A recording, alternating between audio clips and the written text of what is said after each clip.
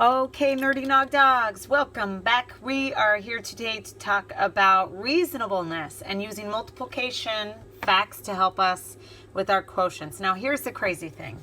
In our Math and Focus homework this week, you had page 21, and it was asking you to divide. Most of you do not yet know long division. I understand your angst. So because of that, we kind of related it to what we know about fact families. Okay, so if we don't know how to do our long division yet, do not have any fear. We will use this trick as we move into long division, which is in the next chapter. So we can use what we do know about multiplication to help us solve.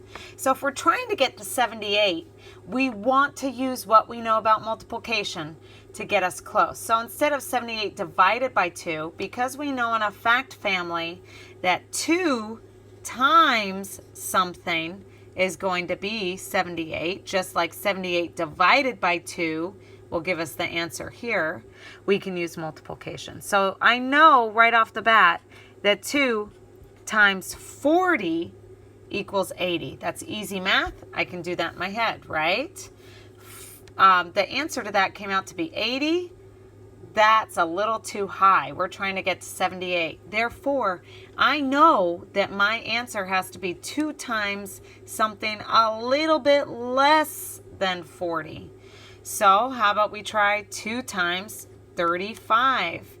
2 times 5 gives me the 10, carry the 1, 6, and 7, 70. Not quite high enough. I'm trying to get to 78. So I know that my number, my missing number here has to be somewhere between 35 and 40. I'm just working with multiplication that I know. So why don't I try 2 times 38? 2 times 8, 16, 6 and 7, 76. Still not high enough.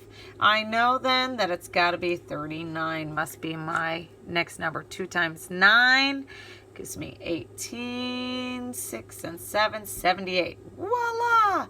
I used multiplication, and I know that the missing digit must be 2 times 39. So 2 times 39 goes in that missing spot. And then I go back to my fact family, right? 78 divided by 2 equals 39.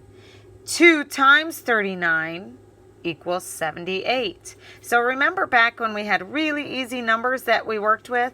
10.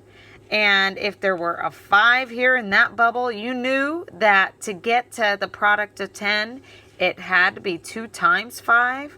Same thing as if this one were still missing, 10 divided by 5, the answer is 2. They're a fact family.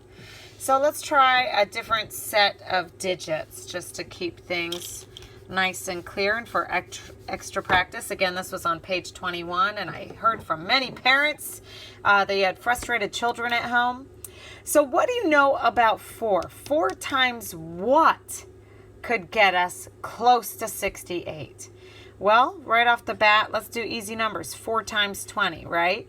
20, 40, 60, 80. And I can skip count to get there. 80 is way too high. So let's go lower than 20, and let's say, how about, what if this missing number right here is 4 times 10? Well, that only gets me to 40. Way too low. I'm trying to get to 68, right? So how about, I know that my answer has to be somewhere in between 10 and 20. Let's just try 4 times 15, and this time I have to set up my math problem like that.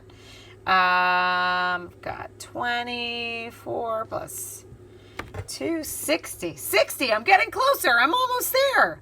So that I know that this missing question mark, 15, is a little too low. It's got to be a little bit bigger. So then I can use different deductions, right? I know whatever I multiply 4 by, it has to have an 8 in the ones house. So maybe I try, not 4 times 6. How about 4 times 7?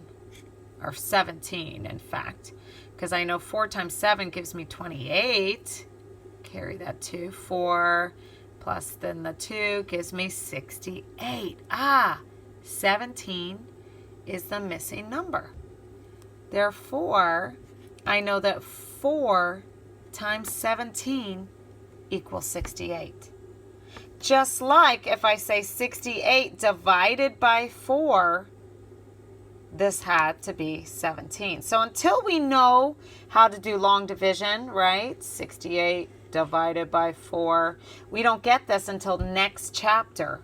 Until we know how to do long division, we can use multiplication to just give us a jumping off spot, right? 80 was too high, so then I jumped lower. 40 was too low. I know it has to be in between 20 or 10. Okay?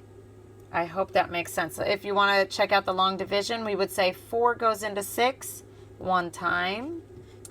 1 times 4 is 4. So now I do subtraction. 6 minus my 4. And don't worry about this too much. We spent a lot of time on long division, so I will go through the steps. 2 remaining. Now we're dividing into the 8. 4 goes in, so we bring down our 8. 4 goes into 28. Well, guess what? 7 times. 7 times 4 is 28. There's nothing left over. Therefore, my answer is 17. Okay? So until we know how to do long division, we can use multiplication to help us. It's kind of like a hunt and peck method, but it really even works for when we get to long division. So hang on to that information, kids.